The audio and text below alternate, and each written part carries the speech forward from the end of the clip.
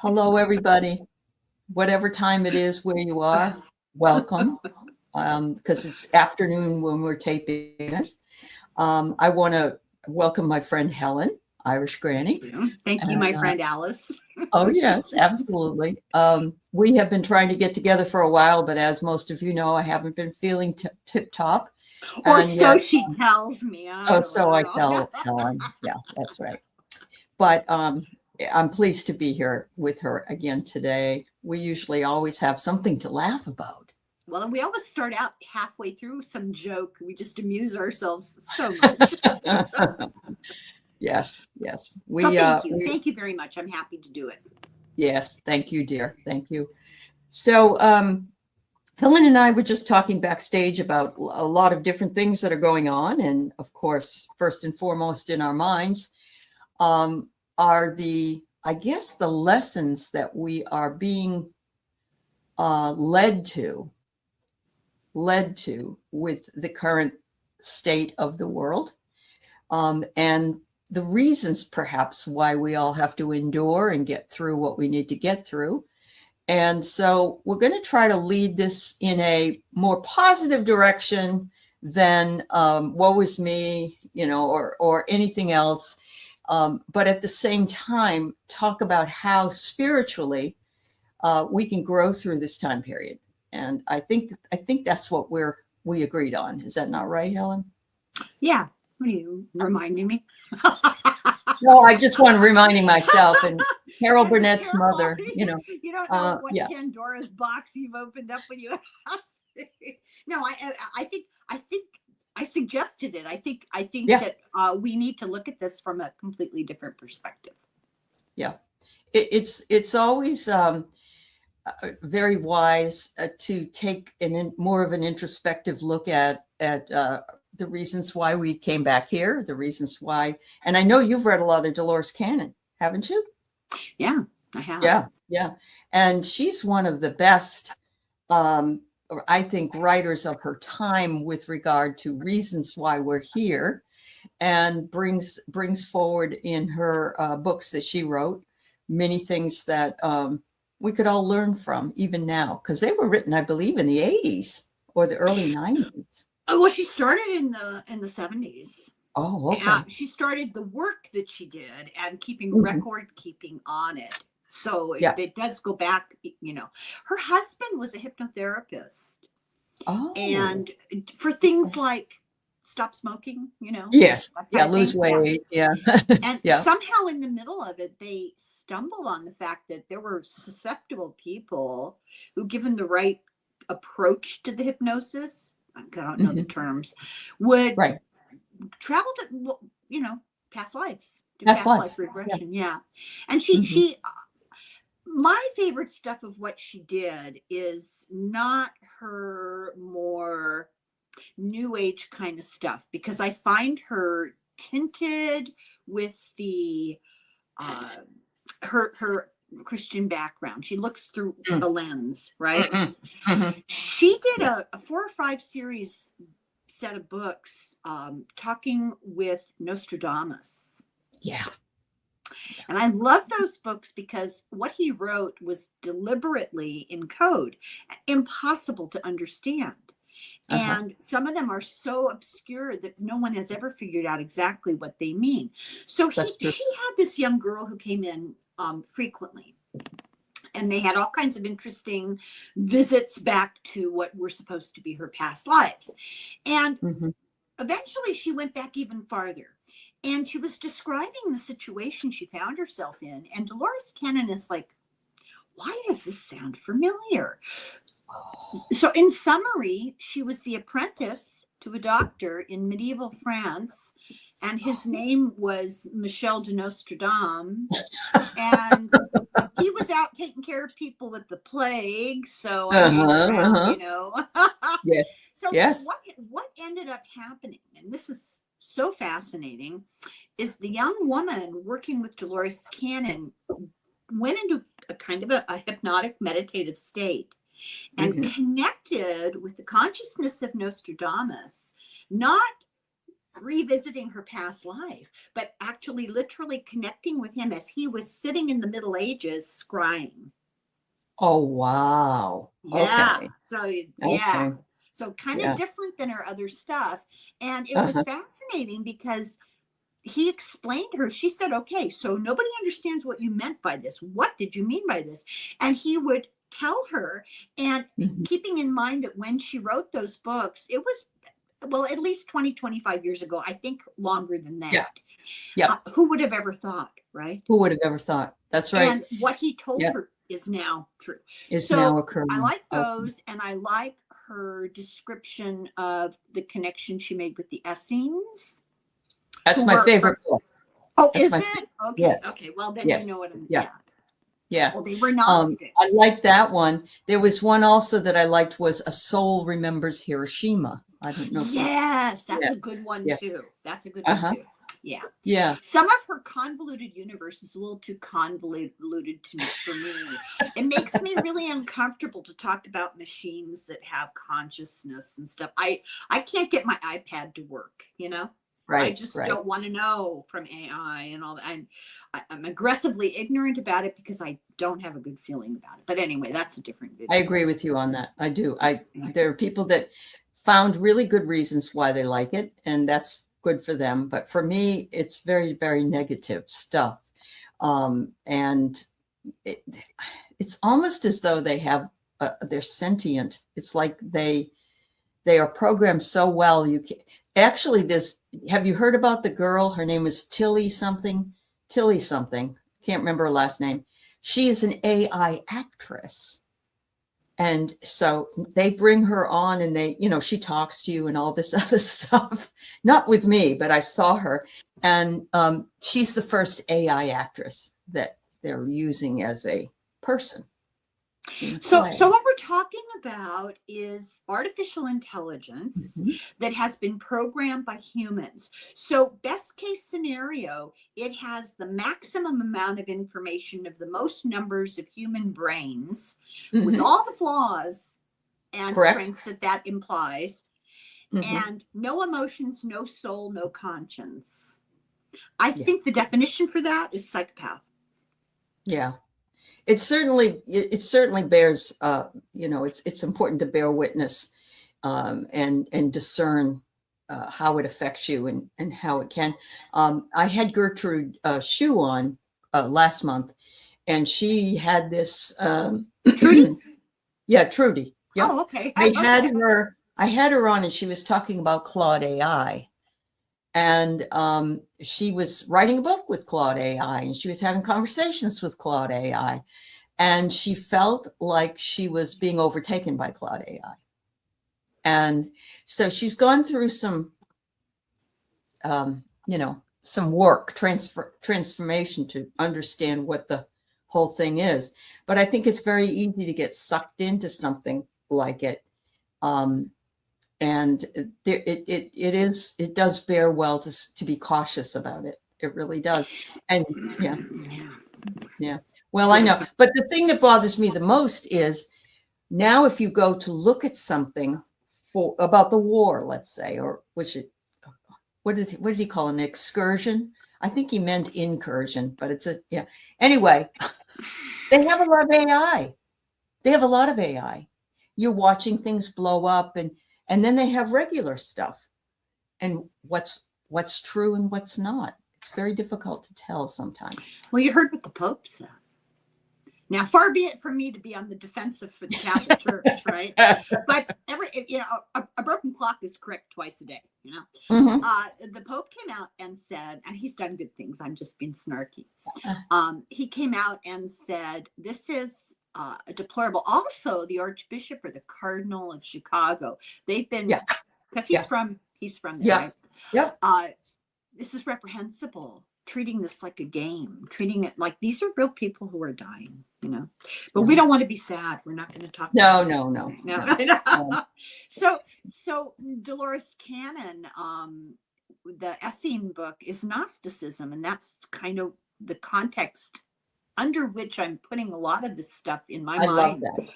I love that. But I want to just make a caveat before we ever start. I'm learning. I don't know anything. I am no expert, and We all are learning. Mm-hmm. I feel really inadequate when people ask me for, like, well, they want a specific answer. My response is, I don't know. I'm trying to figure it out, and I share what I learn as I go along that path. But am I going in the right direction? I don't know. Who knows? We won't know. Well, and everybody's entitled to their perspective on something, Helen. And that's what you're providing. Yeah. Well, we're all on a different path in the same journey to the same destination, but we carry different baggage with us. And we do. And some of our paths are nice and smooth and, paved, and the rest of us are slogging through mud, Well, it is. Yeah. It is a slog. We've got a lot of things we're not even aware of, different schemas that we grew up with, which is familial stuff, schooling stuff, religious stuff. We got that. Epigenetics. And we have epigenetics, which is the ancestral healing. And the things that you don't even realize you've been carrying from relatives from 4,000 years ago or whatever. I can see patterns. I know enough about 3-4 generations back, specifics. Yeah. Oh, I recognize behavior. Yeah. I agree. But it's interesting. I was in Arkansas back in the 80s, early 80s, and I was on a camping trip with my family. And we went into a bookstore, and I found Dolores Cannon's Jesus and the Essenes. And I would never have really been interested in reading that. For some reason, I said I have to read it for a long time. People ask me, Yeah. So I'm reading it in the car on the way back to Texas, which is quite a drive. And I'm going, oh my God. I mean, it was so amazing to me. And it was a good 30 years later that I had my first Akashic Records reading from someone. And they said to me, the first thing they said to me was, you were in a scene. Oh, wow. And so all of that was soul recognition. Apparently, a lot of it was. And I was a woman, a scene. I wasn't a male. And I just think it's fascinating, the whole idea of that community in Qumran and how it worked. And Jesus spent time there, learning and working with the Essenes. And it just opened my eyes to something that because I've never been really religious, but I grew up learning about some things, you know. Well, people ask all the time, are we going to be okay? Yeah. And I was telling Allie, my answer is it depends on define okay. I think we're looking at this the wrong way. I think we're looking at it from a very human point of view, because we're driven by our biological imperative to survive. Sure. And our ego. We're all struggling with that right now, right? Mm-hmm. I mean, right. Correct. That's why they call them survivalists. Yeah. Although I wish they'd pick a different pattern than camouflage. I really hate camouflage. But anyway. It's not very attractive. Anyway, yeah. Yeah. No, nobody looks good in those things.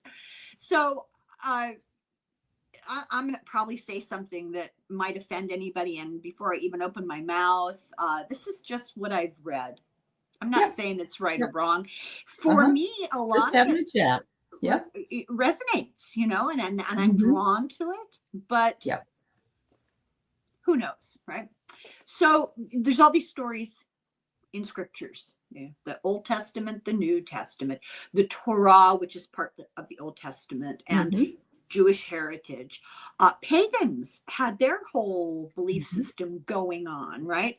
And this is true globally. So I'll talk about the few things that I'm familiar with, but it's all around the world. India, the Mahabharata, the Ramayana. Yeah. Bhagavad Gita.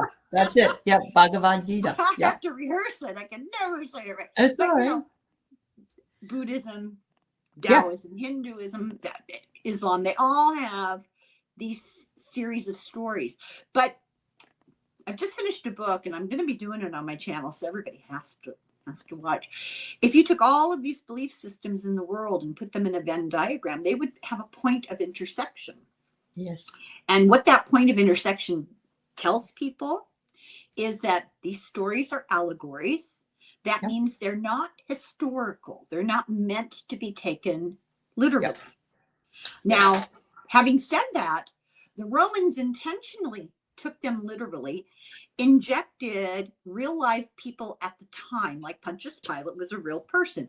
They put him in the story to draw people in to be able to control them. But we're talking back a whole lot farther. You had all of these people from all around the globe, from all different periods of time, who agreed on a kernel of understanding. It's not belief, it's understanding.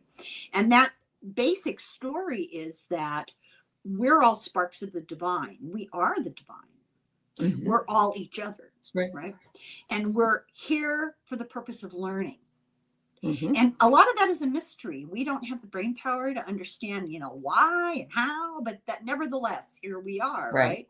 And it's so fun to me because the way this book describes it is Pythagoras, the Greek guy. So he was a pagan, and he was a pagan Gnostic. And Pythagoras, did you see that? Yeah, you're blank now for some reason. Oh, you're back. We were all blank here first. Can you hear me? Yeah, I can hear you. I can't see you.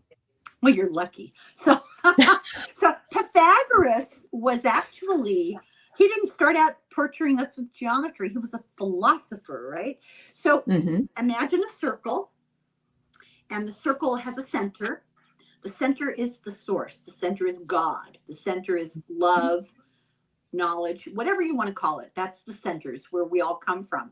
And we all radiate in an equal amount. The radius is that line that extends from the center. We all end up in the circumference of the circle, right?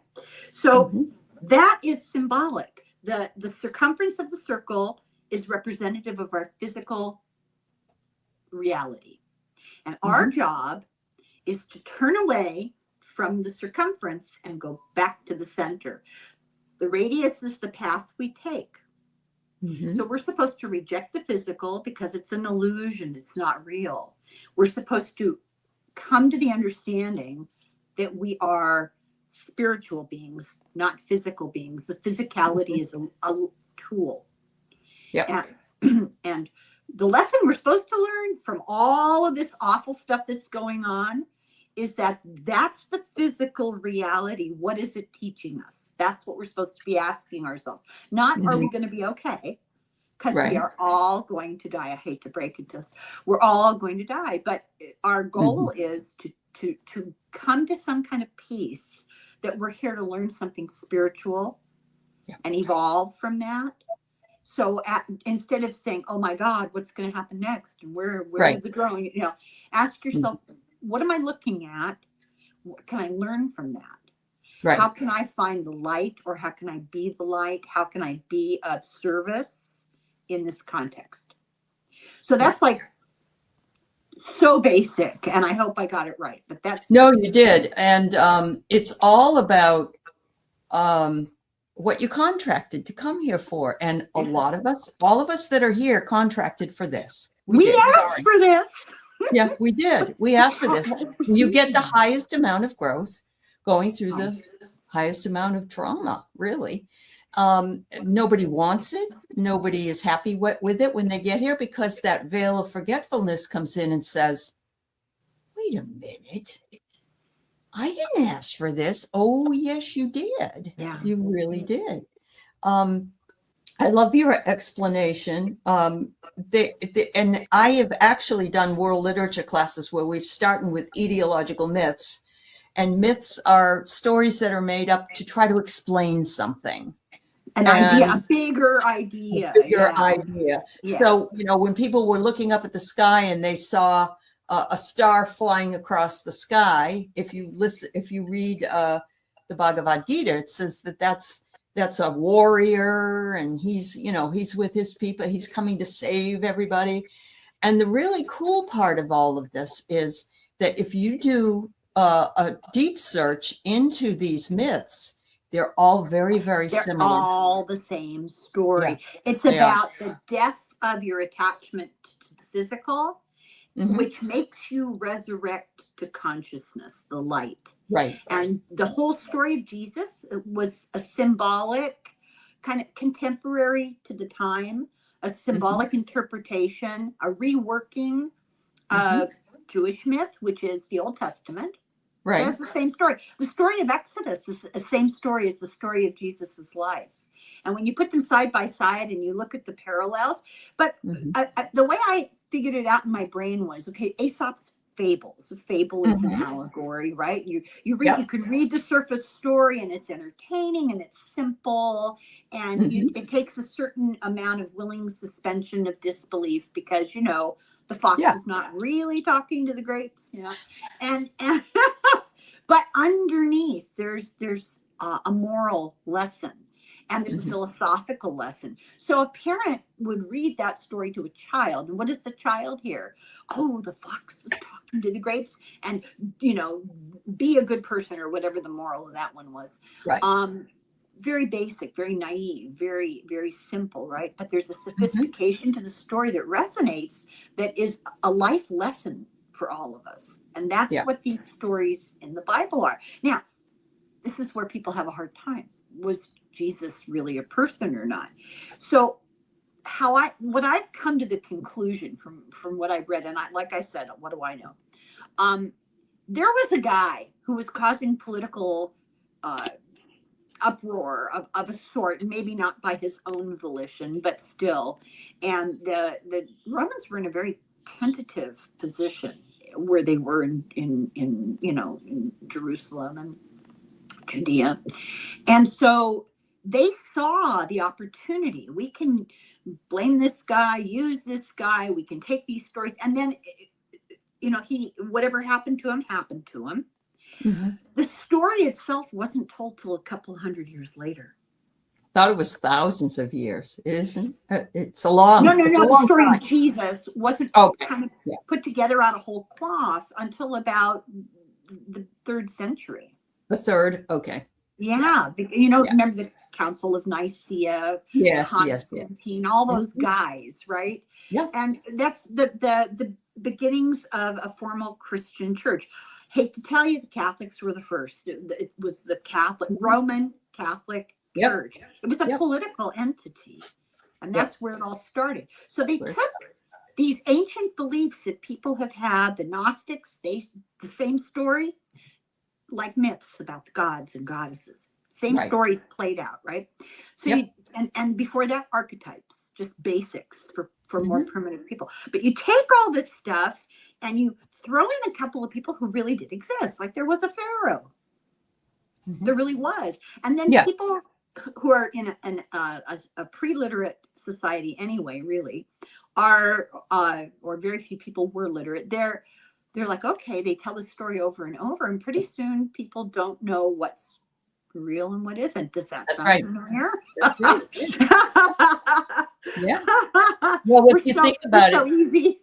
The picture of Jesus with the long light brown hair or blondish and white skin would not be accurate. If there was a Jesus, he's probably an Arab with dark hair and dark skin. Jesus was a Palestinian. That's the part I love, because the Palestinians and the Jewish people are the same people. They're Semites. That's what my husband was telling me the other day. He said they're the same. Yeah, the only difference is religion. Yeah. So half of them decided to go with the Jewish allegories, and the other half decided to go with a later evolution of the same stories that became Islam. That's right. And then there are Christians in Palestine too. Yeah. But there's different kinds of Christians, and I'm not talking Protestant, evangelical. There's Coptic Catholics, and there's Eastern Orthodox, and so it's a real minefield to try to navigate, because it really is. It really is. Yeah. As actually back in the 90s, I took a class on the rise of Islam, and my teacher was an Egyptian Coptic. And the things he taught were so amazing, including, he said, the fact that Mary being a virgin means that she was just unmarried, and that it wasn't the Red Sea, it was the Reed Sea, which is in a different position in that paradigm.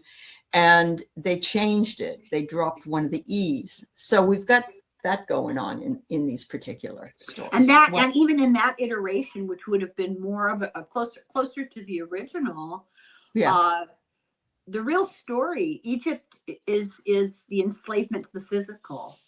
Mm-hmm. Moses is bringing the enlightenment and leading them on this path. The 40 years in the desert is the process of becoming a good person, learning what's right and what's wrong, evolving your soul. And then the passage into the land of milk and honey is like this purification, right? This you're walking through water to get, it's also symbolic. My favorite is very symbolic. Very symbolic. My favorite is the story of the nativity, because it's so easy to visualize.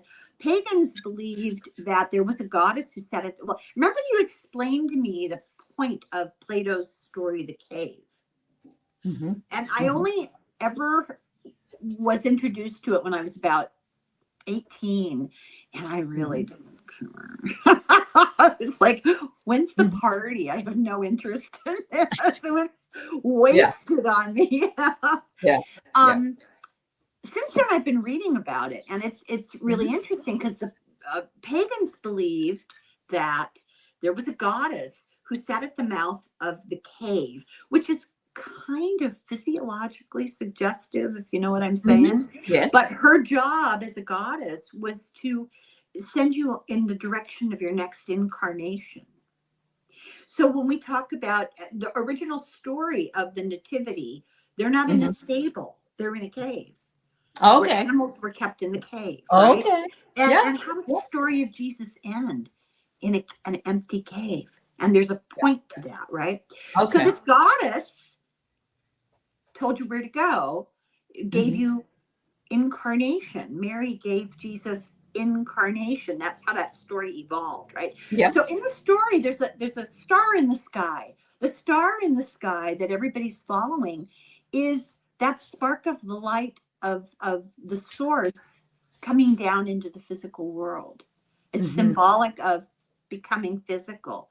And then the whole journey that they take, his whole journey is all about revoking the physical and bringing enlightenment and knowledge. The cross is used in ancient symbolism. See, we don't recognize any of those symbols, because but in the year 0, when this supposedly happened, people would totally get what it meant. The number 12 was very significant. Anyway, the cross itself, which relates to certain, what are they called, constellations? Yes. Symbolizes the division between identification with the physical. He's alive. He gets on the cross. He's dead. It's the transformation. Of the physical to being reborn. And he resurrects, not meaning his dead body comes back to life, meaning that's right. Remembers where he started. Yep. Beautiful.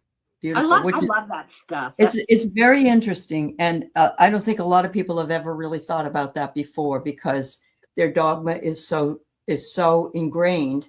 It's hard to look beyond it and to be open-minded enough to understand it through the way that you've explained it. I just want to say, if you're joining us, Helen has been here with me the whole time, but you can't see her. Can you still not see me?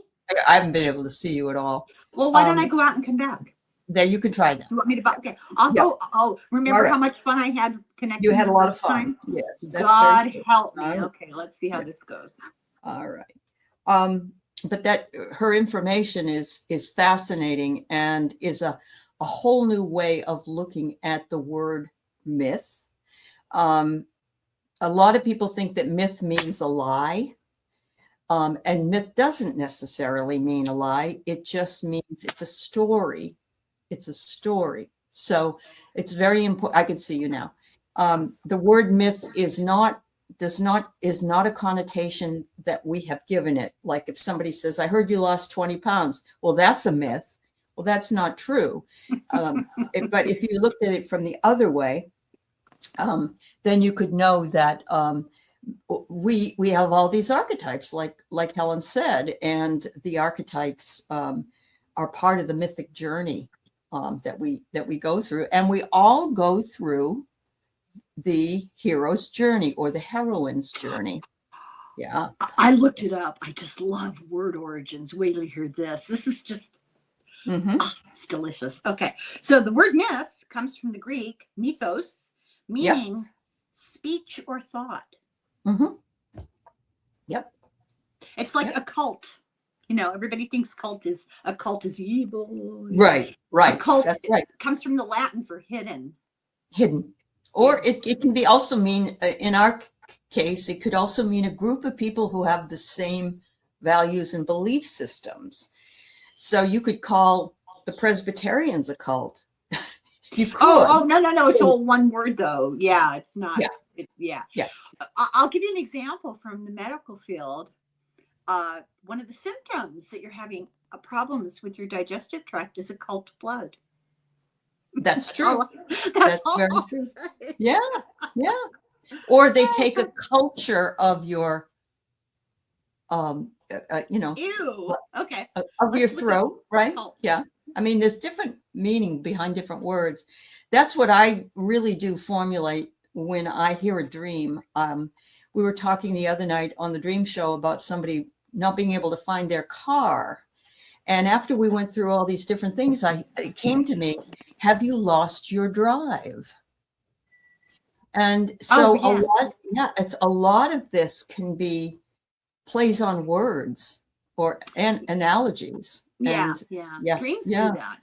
They do. They definitely all the do. time. Yeah, it's weird. So yes, I have always been a fan of myth. I love Joseph Campbell. I don't know if you've read some of his books or not. No, because I'm not a fan of myth. Oh, you aren't? No, I'm not. I like real stories. I like non-fiction. I like Sophie's Choice. You know, it is a fictional story, but it's rooted in a real story. You know, I really prefer biographies and autobiographies and his histories. And although I'm a big fan of mysteries. Well, but you have to know, Helen, that even if you're not interested in myth, those characters in there usually represent a mythic image of archetype. Archetype. Carl Jung, right? Yeah, definitely. Yeah. So just to reiterate our topic again, and I love the way Helen described it, it is up to us to fulfill our sacred contract. And we may think we've made a mistake. It's like, wait a minute, I didn't sign on for all this. This isn't what I wanted. It actually was what you contracted for. And that doesn't mean you're going to like it. That doesn't mean you're going to wish you hadn't contracted for something else. But when I've talked to the Akashic Records masters, they've said that just like we get a veil of forgetfulness when we become reincarnated, we may not remember past lives. Over here, you get a veil of forgetfulness that is quite possibly you've forgotten how bad it was when you contracted for something that you didn't, you're thinking over there, I got through it. I could try something harder. So. Well, that's what I've heard. I've heard people say that, past life regression, people who are doing who knows? Yeah. But right. Excuse me, people who've had near-death experiences, that our souls are just clamoring to come reincarnate on Earth because it's so intensely difficult that the amount of progress you can make towards make it faster. It just makes it so much worthwhile. And when you're in that state, that elevated state, you're not thinking about the fear and the pain and the the Correct. sorrows associated with life. You're just thinking about, oh man, all the progress I can make. It's Yeah. that abstract state of mind you're in at the very beginning of like, oh, I'm going to start a new exercise program. It's going to be great. 5 pounds a week, right? And 10 minutes into it, you're like, God, what was I thinking? Right. Well, and people feel that way about New Year's resolutions. They make them on the first day of the year. And then, maybe they make it a week if they make it a week, because it's too difficult to structure your life around, especially the exercise. You're feeling, kind of icky, and you don't want to get out of bed. You don't want to, because your muscles. Not everybody is enamored of the physical challenge. There are people who are really into that. They'll spend their vacation throwing their bodies off of mountains or clawing their way up a mountain. I don't get that. Me either. No, me either.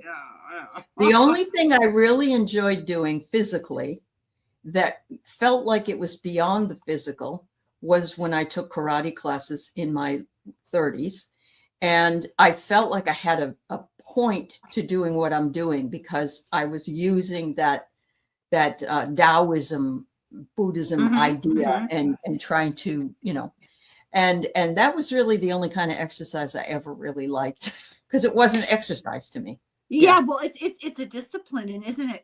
Don't they don't make a differentiation between the physical discipline and the spiritual discipline. Correct. It's all a philosophy, right? It's a way of life. Yeah. See, that's where I fall apart. I can't do that all day long. I can't yeah. And for me, it was okay, but I got to the point where I had to get into sparring, fighting, and I couldn't slap myself out, and I'd always hurt my neck. So there was a resistance there, but it did bring real introspection for me throughout the rest of my life.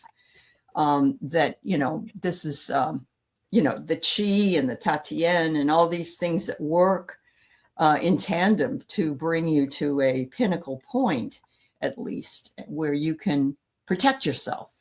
And that was the main point, was protection.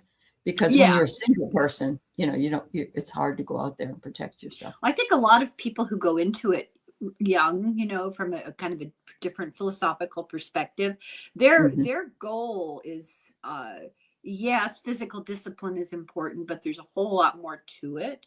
True. For me, physical activity, it's like, for some reason, it sounds like a good idea to bang your head off a wall because it feels better when you stop.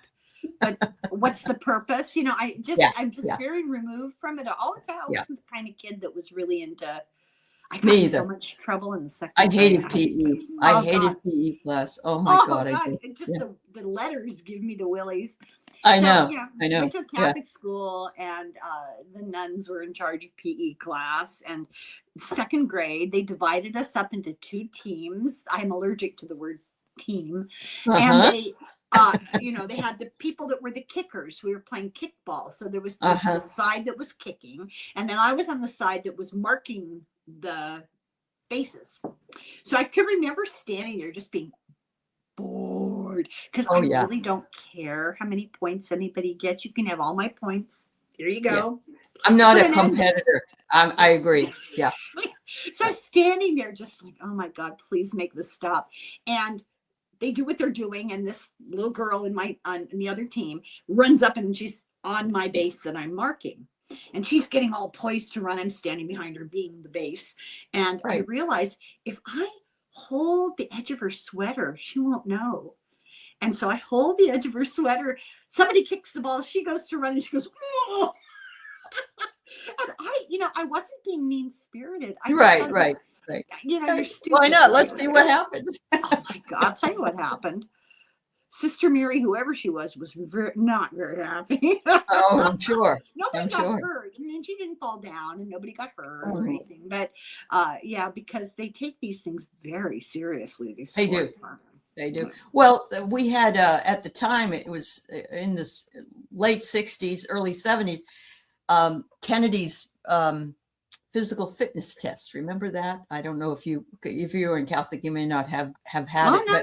I remember. It was the presidential fitness test, and you had to do so many pull-ups and so many push-ups and all that stuff. I couldn't even do one.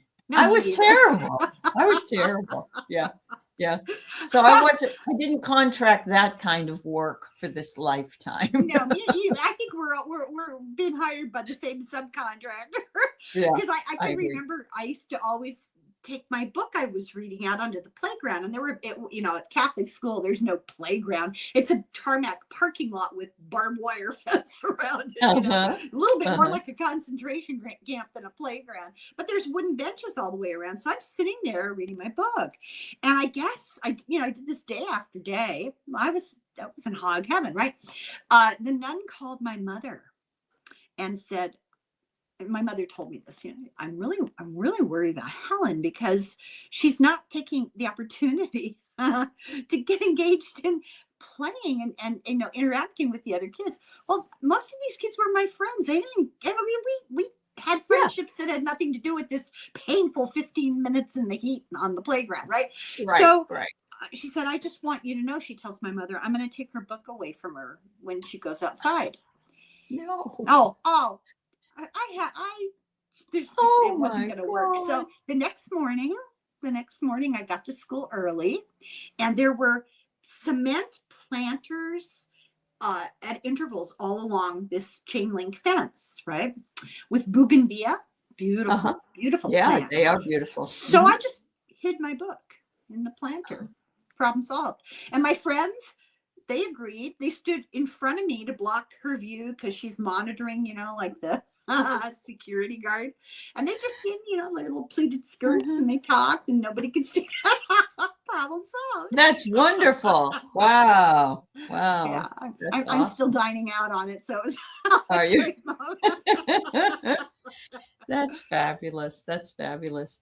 I also didn't like the fact that I would get really hot and sweaty, and you only have 3 minutes to change your clothes and supposed to have a shower and all that, and then put on pantyhose and hook them up to your garter belt, which is nearly impossible when you've worn them almost all day and they're all sticky in the feet, and you're trying to pull them over. You're talking about high school. Junior high. Junior high. Yeah. Yeah. I hated junior high. Junior high was, yeah. Did you go like 6th, 7th, and 8th grade? Is that how? No, just 7th and 8th. Yeah. Okay. Yeah. So the particular school system that I went to was 1st through 8th. Oh. Grade okay. school, and then 4 years of high school. Uh-huh. And I transferred out of that. I bailed out. I went to a different school, a girls' school, and partially just to get away from all the people that I knew. So anyway, find new people. Yeah. It was one of those lucky situations where it worked out, and the classes were extremely small, and they did make us go play volleyball. Yeah. I didn't mind that. What I hated was we had to do field hockey, and I hated field hockey. That was that's so where boring. you run around with a stick. With a stick, yes, and you have to do it a certain way, and yeah. You know what it looks like? I've seen them do it. It looks like this Irish sport called hurling. Have you ever seen that? Yeah, I have. It would remind you of that in some ways. Yes. Yeah. And it's hockey, but in the field and not on the ice is what you're dealing with, really. So you got this ball that's really hard, and you could really get seriously hurt. Oh, is it? Getting hit by it? Yeah. Well, is it as bad as a hockey puck? Not quite, because those can slide faster, but it's similar. Yeah. I have a question for you that my husband was asking me the other day. We test each other for our general knowledge to see more, right? He says to me, so how many people do you think are on a hockey team? Oh, I want to say 12. That's what I thought. Guess what? There's More? only like 5. Oh, 5. Well, but that they makes have sense. a lot more. They have like 20 something that waiting in the part wings of the team, and they switch them out really frequently. Yeah. But I thought 5. This seems like a bigger crowd out there. I don't know. Yeah. I mean, I used to go watch hockey all the time. You got your goalie, and then That makes sense though. 5 across here and 5 across here and 2 goalies. I guess that's that. And isn't that the same with soccer? I don't know. I have no Maybe idea. they have 12. I'm I not don't sure. know. It looked Yeah. like a melee to me. I don't. People Yeah, I totally get it. Yeah, I totally get it. Yeah. All my girls played soccer. It was Mm-hmm. an absolute nightmare.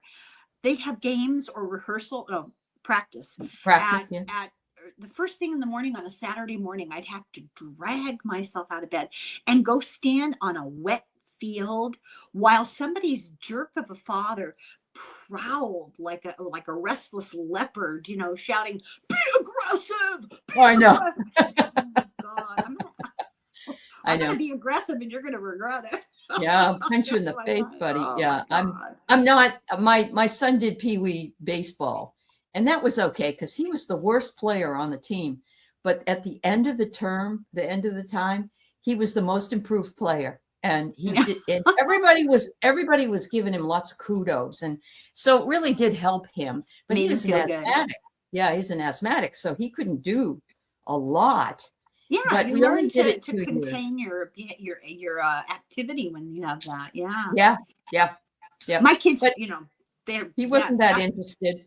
Yeah, he wasn't. It's a that dark interested. moment in their distant past. I totally get it. I totally get it. So that's in their contract, not mine. Yeah. But yeah, so but here we are back at this moment in time. Who would have ever have thought? I know. I mean, thinking about standing in the field while they ran around more than 20 years ago, would never have anticipated we would be where we are. That's correct. That's correct. And the things that are being planned, as you outlined so well last year, have come to pass. Now you're gone again. Okay. But the things that we've had to deal with since then. So can you hear me, Helen? Can you hear me? I can't hear you. I'll come back. Okay. We're going to finish up anyway in a few minutes. So I don't know why that happens. It's happened twice now when I've had her on. Yeah, the things that we have, that Helen and we talked about last year in 25, a lot of those things have come to pass. And a lot of those things are also coming to pass. Can you not hear me? No? Can you hear me? Yes. Oh, okay. I can't hear you. Try sign language. Let me hit my mute button and now. Okay. Did that help? I can hear you. You can hear me. Mm-hmm. I cannot hear you. Okay. We're almost done. So let's just say, yeah. I don't know if I should talk or not. If anybody can hear me. Yeah, they can hear you. Yes. I'm not that good of a lip reader. That's all right. That's all right. I just want to thank Helen for being here today, talking about this topic, and hopefully we'll be able to figure out this makes for fabulous viewing. I know. But thank you. We make it. Are you leaving? Both of us are leaving. We're done. Forever? No. You're going to come back? Yes. Okay, I'll stay here. All right. Yes, I'm sorry, everybody. Oh, geez. I suddenly filled the screen. Sorry about that. We both live in weird little middle of nowhere kind of areas, and my internet is often sketchy. But at the moment, it seems like it's working fine. So who knows? Unpredictable. Maybe it's the Russians. Can you hear me now? No. Okay. Then here, let me see if I can play with settings, audio. Hello, and my audio seems to be working. Your audio is fine. My audio is working. Yeah. Check your settings.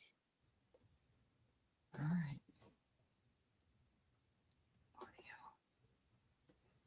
Audio. I'm okay. So No sound. I guess we'll have to give up. Yeah. Thank you to everybody. Well, that's okay. Thank Well, you. 50 minutes is a Yeah, pretty yeah, good we're fine. amount of We're time. fine. Yeah. Bye-bye, everybody. Thank you.